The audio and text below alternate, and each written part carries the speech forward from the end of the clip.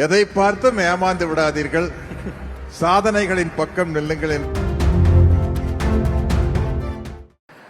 நான் உங்களுக்கு முன்னாடி நிற்கும் போது கொஞ்சம் உயரமா இருக்கிறதுனால உயரமா தெரியுறேன். இல்லாட்டி உங்களுடைய சாதனைக்கு முன்னாடி நான் இவ்வளவுதான்.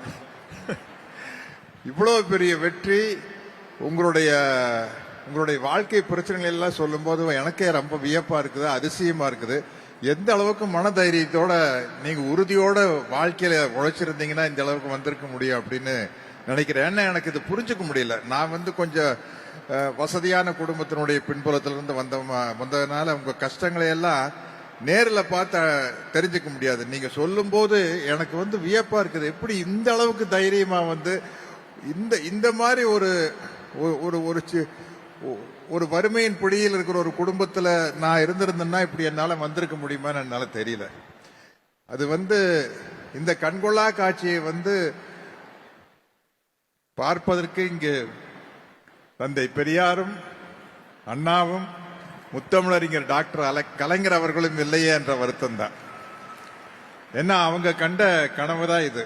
உங்களுக்கு தெரியாது, இது இதனுடைய திராவிட மாடல் அரசு, திராவிட சித்தாந்தத்திற்கும் உங்களுக்கு எல்லாத்துக்கும் கடவுள் நம்பிக்கை இருக்கும், அது தனி விஷயம். ஆனா உங்களுடைய முன்னேற்றம் என்பது இந்த திராவிட சித்தாந்தத்திலிருந்து தான் ஆரம்பிக்குது.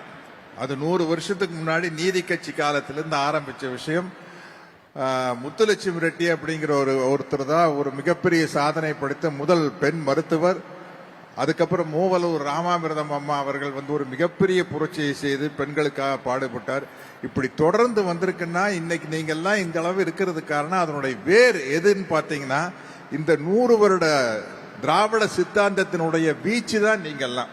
இது நீங்க உங்களுக்கு தெரிஞ்சவங்க கிட்ட கேட்டு தெரிஞ்சுக்கங்க. என்ன நம்ம அந்த வேர்களை நாம புரிஞ்சுக்கிட்டாதான் நாம எந்த அளவுக்கு இந்த திராவிட மாடல் அரசுக்கு துணையாக நிற்க வேண்டும் என்பது உங்களுக்கு தெரியும்.